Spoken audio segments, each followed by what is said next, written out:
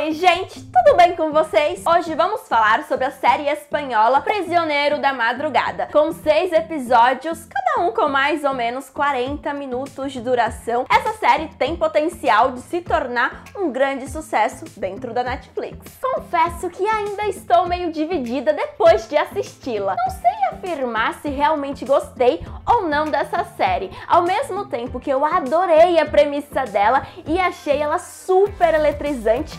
Eu também achei ela tão absurda, mas vamos por partes. Nesse vídeo faço uma análise sem spoiler para quem ainda não conhece a série e quer mais informações sobre ela. E num segundo momento faço um final explicado para quem já assistiu a série e ficou com alguma dúvida. Se esse é o seu caso e você somente quer assistir essa segunda parte do vídeo, eu te ajudo. Aproveita e pula para esse minuto que tá aparecendo aqui em tela, porque você vai exatamente para esse trecho. Antes disso, faço a análise sem spoiler. E aproveitando aqui a oportunidade, não esquece o like agora no comecinho. Bem, Prisioneiro da Madrugada se passa numa véspera de Natal. Nessa história, um homem chamado Simon é preso, porque ele é nada mais, nada menos do que um perigoso serial killer. No entanto, em vez de ir para uma prisão de segurança máxima, ele é levado para uma penitenciária especial, um lugar que também funciona como hospital psiquiátrico. Essa prisão é para presos que precisam de ajuda médica, ajuda psiquiátrica. Por exemplo, alguns pacientes têm lapsos de memória, ou então têm transtorno de identidade, enfim. Ele chega nessa prisão um pouquinho antes das 7 da noite e, em questão de pouquíssimos minutos,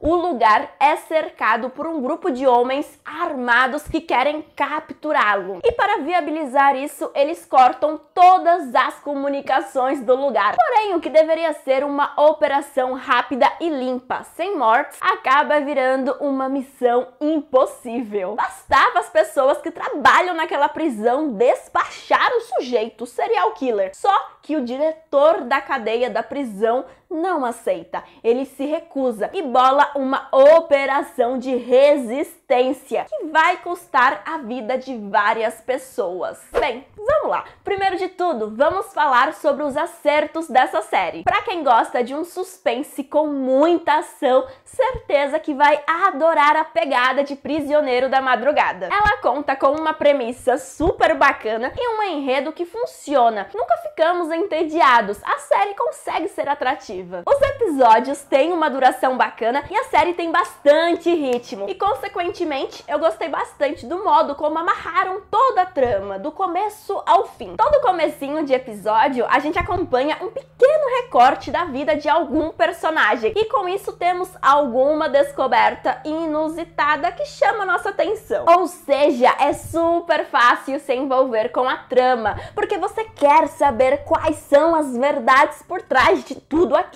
Eu sei que provavelmente a primeira coisa que passou pela sua cabeça ao escutar a sinopse é: por que raios o diretor não entrega o detento? É sério que esse homem é tão comprometido ao ponto de arriscar a própria vida e a vida de centenas de pessoas, tudo por um serial killer? Sério que um assassino sem escrúpulos vale tudo isso? Só que não é bem por aí. O diretor também tá com o rabo preso e logo de comecinho a gente compreende o porquê disso. Pode ser difícil concordar com as decisões dele, mas também é difícil julgá-lo. Aliás, já que comecei a falar dos personagens, eu tenho que pontuar outro acerto de Prisioneiro da Madrugada. Aqui, os personagens, ou melhor, boa parte dos personagens, são bem desenvolvidos. Temos muitos personagens, viu? E eu gostei do desenvolvimento da maioria. Só que isso também vai render uma crítica negativa minha, só que vamos nos ater inicialmente ao aspecto positivo disso. Nessa série, a gente tem vários pequenos grupinhos de personagens. Temos uma ala psiquiátrica apenas com os pacientes menos agressivos, temos uma outra ala, dessa vez com os detentos agressivos, e eles estão separados entre mulheres e homens. Temos também as relações que são desenvolvidas entre os agentes que trabalham naquele lugar e os presos. Temos a dinâmica entre os homens que invadem aquele lugar e temos também a relação do Hugo, que é o diretor diretor daquele lugar com a família dele. Eu acho que é isso, gente. Se é que eu não estou esquecendo alguma coisa nessa conta, porque são muitos personagens mesmo. A série conseguiu explorar muito bem os principais representantes desses grupos. Tem personagem ali que chama a nossa atenção. A gente quer e torce para ver um pouquinho mais deles. Por exemplo, tem uma mulher que tem um transtorno de identidade e olha, é sensacional a trajetória dela. É uma personagem no mínimo curiosa. Ficamos curiosos para saber como que a série vai conseguir amarrar tantos mistérios que existem dentro e fora daquela prisão. Sobretudo, por que raios o Simon é tão importante? E afinal, quem são aqueles homens que foram capturá-lo? Enfim, essa história tem muitos suspenses diferentes e ela captura nossa atenção de um jeito muito bom. É super fácil devorar os episódios. Ao final do 6º episódio, provavelmente você vai ficar super ansioso por uma continuação, uma segunda temporada, ou então vai morrer de ódio, porque essa história andou e no final parece que voltou para o começo. Nessa primeira temporada acompanhamos apenas uma noite e a cada reviravolta diferente parece que a gente fica ainda mais no escuro. Quanto mais você assiste, menos você sabe. E é justamente isso que nos leva às minhas críticas negativas a Prisioneiro da Madrugada. Vamos lá, pessoal, a minha primeira crítica para essa série é: por que raios colocaram em português o título de Prisioneiro da Madrugada? Essa história nem sequer se desenrola numa madrugada, a série acontece de noite. Não que isso seja uma crítica construtiva minha, né? É mais uma birrinha. Só que assim, gente, o título original faz muito mais sentido, é muito mais funcional e conversa com a trama. Numa tradução literal seria A Noite Mais Longa. E esse título super conversa com essa primeira temporada, porque essa noite em particular que a gente acompanha parece eterna. Acontece cada situação bizarra e disfuncional. Sério, gente, é patético. Pensa comigo, saca só, o sujeito é preso às 5h30. Ele chega na prisão um pouquinho antes das 7. E aí, gente, o que acontece? Num intervalo de 6 horas, acontece absolutamente de tudo.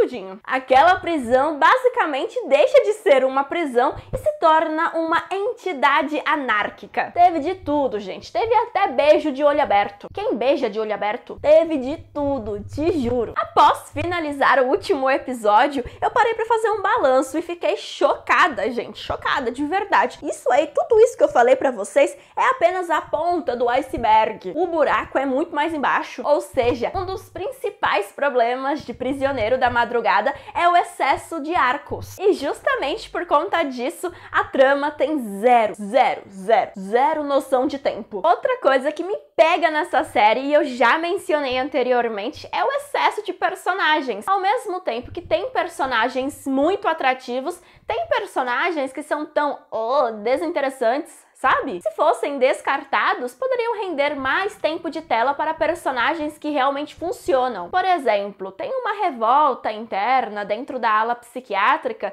e os personagens que estão à frente disso, ai gente, pelo amor de Deus. Outro probleminha que me pega nessa série foi a dificuldade dela de manter uma coerência ao longo de todos os episódios. Inicialmente parecia que a trama iria misturar com facilidade suspense, ação e comédia, porque de fato isso no primeiro episódio funciona e super bem. Só que rapidamente a série deixa de lado esse tom de comédia e aí, gente, perderam uma boa oportunidade, porque tava funcionando esse lance de comédia. O próprio serial killer, apesar dele ser muito sádico, a série insere ele pra gente de uma forma muito interessante. A energia medonha desse personagem contrasta com o clima natalino que estava no ar e isso tava super funcionando na trama. Só que no fim, a série foi menos divertida do que poderia ser, do que aparentava que iria ser. O que é uma grande pena, porque certamente a narrativa permitiria isso. Bem, sinceramente, acho que existem grandes chances dessa série se perder numa futura próxima temporada. Pra falar a verdade, eu sinto que ela vai render pelo menos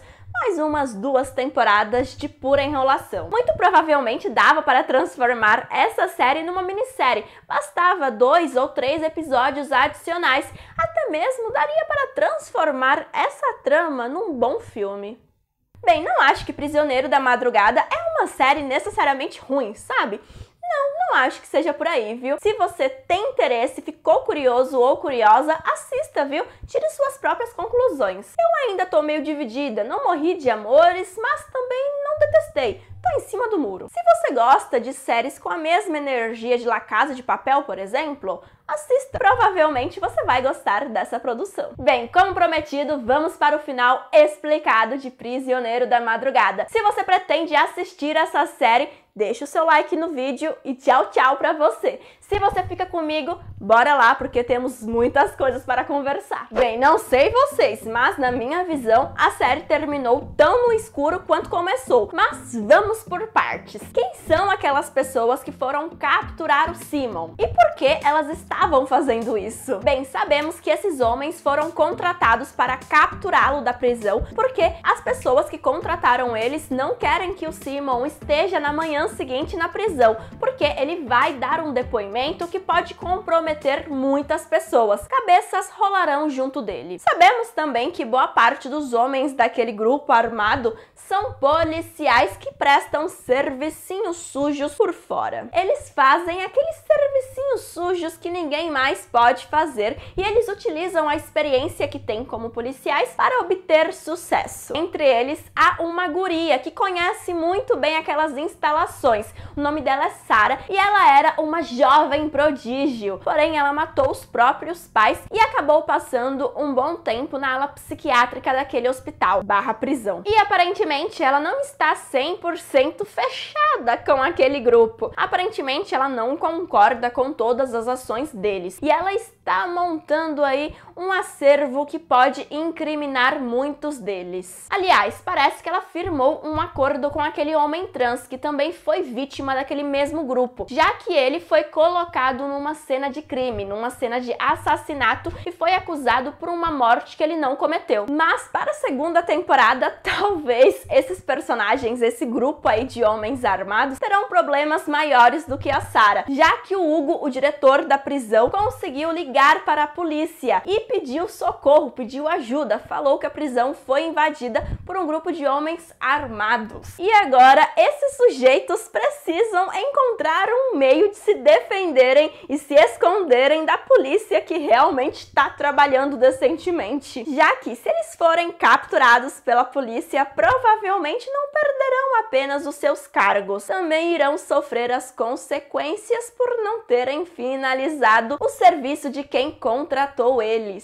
Se antes eles apenas precisavam capturar o Simon, agora eles precisam capturá-lo, se esconderem e encontrarem uma saída daquela prisão. Outra pergunta importante de se responder nessa segunda parte do vídeo é: qual é a relação do sequestro da Laura e o Simon? No finalzinho do último episódio, descobrimos que o casal que sequestrou a Laura, na verdade, assim como Hugo, estava assumindo riscos para manter uma filha em segurança.